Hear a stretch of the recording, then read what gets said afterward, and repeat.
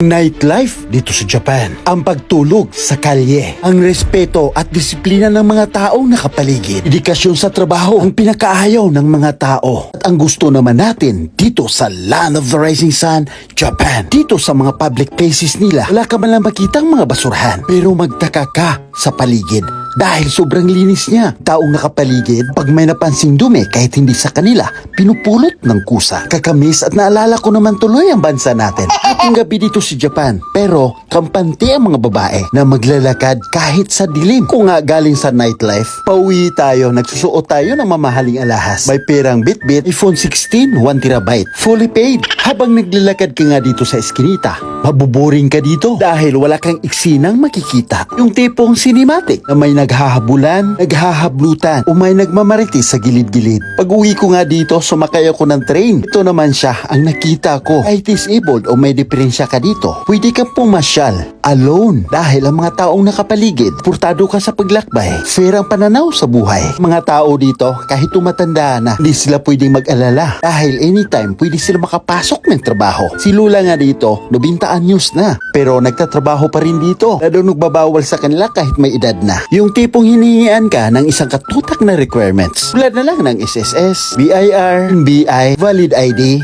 pleasing personality, age limit, at height limit. Ano ba yan? Nakakamiss tuloy ang lupang sinilangan. Ang train nila dito, sobrang tahimik. Wala ka man lang marinig na nagsisigaw o nag-iingay. Tinatry ko nga mag-nightlife dito sa Shinjuku. Pag makita sa social media, sinasaway na kaagad. Akala daw nila malinis ang Japan. Pero sa makita ninyo, yan na talaga yan. Nagsasaya ang mga tao, daming kalat, maraming natutulog. Marami din namang pulis na nagrurubing. Pero tandaan ninyo, yung nakita ninyong kalat, katapos ng nightlife mismo, amin ang dumadating at maglilinis sa area na to. Dahil sa lugar na to, ito yung isa sa mga tourist spots dito sa Tokyo. Bakit maraming natutulog dito? May mga idea ba kayo? Teka, sasagutin na lang natin. Sa pagkakaalam ko, kaya sila natutulog dito dahil alam nila na safety sila, kayang pahingaan ng lugar dahil wala ka man lang naamoy sa paligid at walang mangyaring eksena na hindi ka aya-aya. At alam nyo ba, itong area na to, ito yung one of the most dangerous place dito sa Japan. Maraming mga foreigners na andito na nag-nightlife. Halo-halo ang mga lahi nandito. Halo-halo din ang mga basura.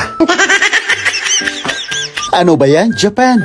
Kaya todo rescue sila kaagad. Lang oras lang makalipas, ganito na siya kalinis at balik tourist spot na ang lugar na to. Diba? Wala na kayo makitang mga basura o natutulog sa gilid-gilid. Ano ba yan, Japan? Napakabilis mong gumalaw. Sumama nga dito, nagpapasto ng aso. Tingnan nyo naman, anong ginagawa niya? Nagpupo yung alaga niya, nilinis niya kaagad. Wala na. Finish na talaga. Wala ka man lang maaapakan tuwing naglalakad o nagja-jogging. Liniligpit talaga nila at binibitbit pa uwi.